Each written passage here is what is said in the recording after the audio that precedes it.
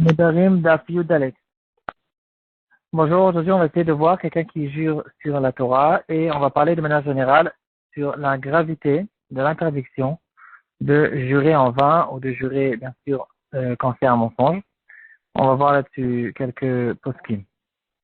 Dans notre Gemara, on va voir quelqu'un qui jure sur la Torah d'Israël. Alors, en fait, on a vu qu'il y a deux sortes de serments. On y a le Neder et la Shavua. On a déjà expliqué au début de notre Masechet Nedarim. Le Neder, c'est quelque chose qu'on ne connaît pas en français. C'est quelque chose qui fait effet sur l'objet lui-même. Par exemple, il a des fruits devant lui et il dira, ces fruits-là seront comme la Torah. Ça, c'est pas du tout considéré comme un Neder parce que la Torah, par définition, ne veut pas dire une interdiction.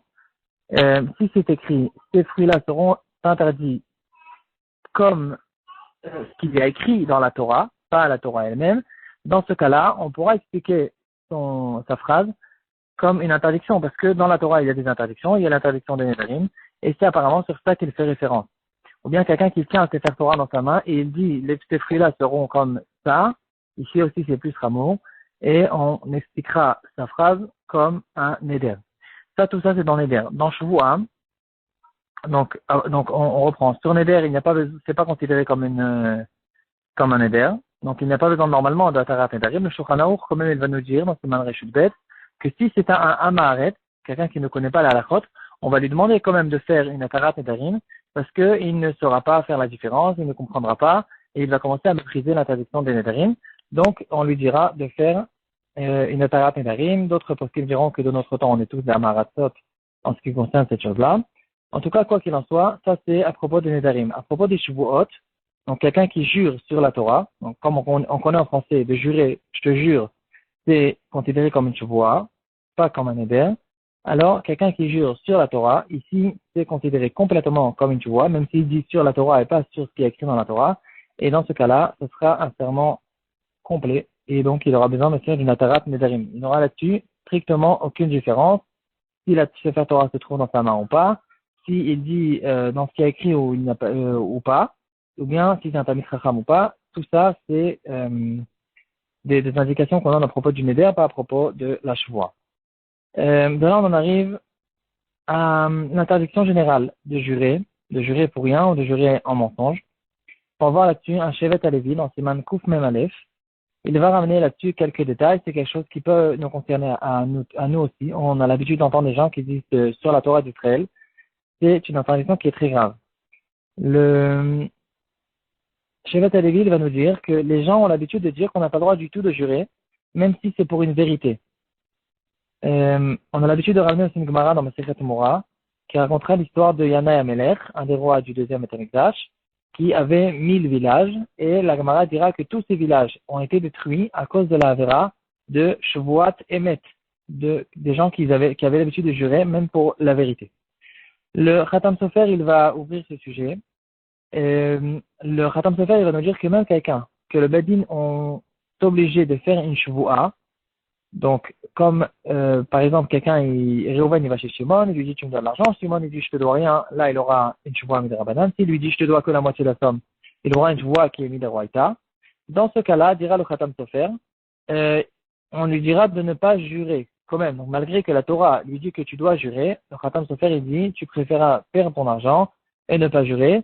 C'est vrai que c'est écrit dans la Torah Ubishmo Tishavea. Donc quand quelqu'un il va jurer dans le Bedin, il va jurer sur le nom d'Hachem, et bien donc en fait quand le pasuk il dit ça, il fait référence au nom d'Hachem, et c'est entendu pas sur la Vodazara, Chas Shalom. Donc on dit Ubishmo Tishavea. Quand même, ça veut dire que dans la Torah, si quelqu'un il jure sur le nom d'Hachem et pas sur le nom d'Avodazara, alors on dira qu'il n'y a pas une avéra de Malkout. Par contre, l'interdiction elle existe quand même, et donc on lui dira de ne pas jurer. On peut retrouver cette discussion, dira le Shevet Alevi.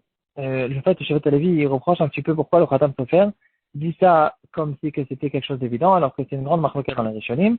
Et on ne comprend pas pourquoi interdire dans tous les cas. Il va ramener les Mefarshim sur le Rambam, Perek Yud Aleph de Ilchot Shuvot à la Chayutret. Il aura là-dessus, dans le Hagot Maimoniot, il va ramener les Marloket Rishonim là-dessus. Il va dire au nom de Rabbeinu Tam, qui fera la différence entre plusieurs sortes de Nedarim. Si quelqu'un est jure quand c'est un mensonge, alors dans ce cas-là, les deux, celui qui l'a fait jurer et celui qui a juré, donc on parle encore une fois de deux personnes, que un demande l'argent à la deuxième personne, et que apparemment celui qui demande l'argent, il a raison, et l'autre maintenant il est en train de jurer en mensonge. Dans ce cas-là, dira Rabbeinu Tam, les deux, ils vont être jugés, les deux, ils vont être punis. Lui, à cause du fait, bien sûr, qu'il a juré en mensonge, et le premier, à cause du fait qu'il sait que c'est un mensonge et qu'il a laissé le jurer, et donc il n'a pas, il s'est pas soucié, au fait, du kavod de Kadosh Baruch Hu, sur son nom on jure.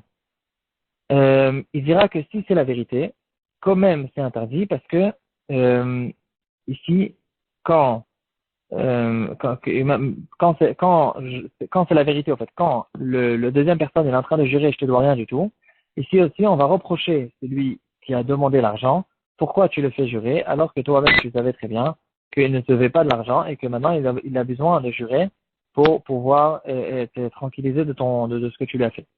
Donc ici, il y aura une marloquette dans la Rishonim, certains se collèguent sur Rabbeinu et diront que c'est que celui qui a fait jurer la personne qui va être reproché, qui va être puni. Pourquoi tu l'as fait jurer alors qu'il ne te doit pas d'argent? Celui qui a juré pour être sauvé de la demande de la première personne qui disait qu'il lui doit d'argent.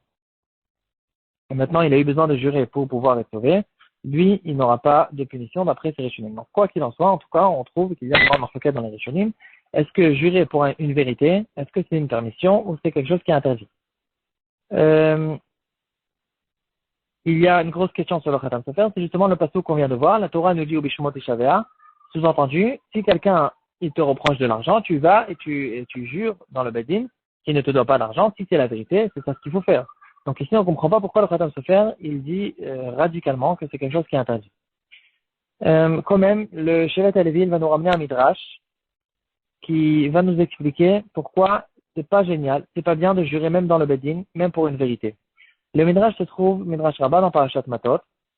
Le pasuk, il y a un pasuk qui dira, Et Hashem Elokecha tira. En fait, c'est tout le pasuk de Obishmot Ishavea. Et Hashem Elokecha tira, tu vas craindre Hashem. Oto ta'avod, tu vas le servir. Obot idbak, tu vas te rapprocher, te coller à lui. Obishmot Ishavea. Et maintenant, on arrive et tu vas jurer en son nom. Et le Midrash, il va nous dire que c'est que après que quelqu'un il est craignant de Hachem, il est proche de Hachem, il sert Hachem, c'est que à cette personne-là qu'on peut lui dire maintenant tu peux même jurer sur le nom d'Hachem. Mais quelqu'un qui n'a pas toutes ces choses-là, il ne peut pas venir et jurer au nom d'Hachem. Le fait qu'il a juré au nom d'Hachem, c'est pas parce qu'il est proche d'Hachem, c'est au contraire parce qu'il s'en fiche un petit peu de mentionner le nom d'Hachem. Et donc pour cette personne-là, c'est quelque chose qui n'est pas bien. Donc ici, on comprend pourquoi au courant des générations, les bons juifs, les tzadikim, ils étaient prêts même à perdre de l'argent pourvu qu'il n'ait pas besoin de jurer, même pour une vérité, parce que qui peut dire qu'il est vraiment considéré comme quelqu'un qui est craignant, qui sert à Hachem, qui est collé à Hachem, etc. Donc, on a peur quand même d'arriver à cette chose-là, même si c'est un mensonge, même si c'est en fait un serment que le Bedin me demande de faire et que c'est pour une vérité. Le Rambam ne s'est quand même pas soucié de ce midrash, il ne ramène pas cette chose dans la halakha. Non, quand même, point de vue halakha, c'est quelque chose qui est permis, il y aura quand même une khumra qui est existante là-dessus, et que au courant des générations, on peut connaître beaucoup d'histoires sur beaucoup de juifs qui étaient prêts à perdre beaucoup d'argent et même rentrer dans des grosses dettes pour ne pas avoir besoin de jurer dans le Bedin. L'histoire qui a été ramenée au nom de Yadaya Meler, ou avec les 1000 villages qui ont été détruits, le Midrash Rabbah, il va dire clairement qu'on ne parle pas là-bas sur un serment de vérité qui a été fait dans un Bedin. Le Midrash, il va décrire que ce que c'était ces gens-là. C'était des gens qui avaient l'habitude de jurer n'importe comment, n'importe quand. Ils disaient l'un à l'autre, regarde, je te jure que j'ai fait ceci, je te jure que demain je vais aller là-bas, je te jure que j'ai mangé ceci. Tout ça, c'est des serments pour rien. Et donc, ici, bien sûr, c'est une grosse avéra. Donc, si on veut conclure ce shiur, on a vu qu'il y a beaucoup de degrés, au fait, de serments. Il y a le serment quand je laisse faire Torah dans la main, c'est le serment le plus grave et le pire. Mis à part ça, il y a les serments que quelqu'un, il fait pour rien, des serments qui ne sont pas dans un beddin, qu'il y a des gens qui sont dans le marché et qui jurent à droite à gauche, aussi c'est une grande avéra qui a causé la destruction de beaucoup de villages en Eretz Israël.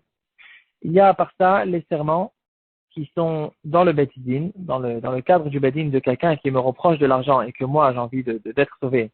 Alors dans ce cas-là, halakha, c'est quelque chose de permis. c'est ça ce que la Torah nous a dit, que modèle le miktatana ou kofer bakol, non, ça, quand c'est une vérité, c'est quelque chose de permis. Là-dessus, on a trouvé le Khatam Sofer qui était quand même mahmir là-dessus et qui dira préfère faire ton argent et ne pas jurer même pour une vérité. Et bien sûr, le plus grave des plus graves, c'est quelqu'un qui jure en mensonge.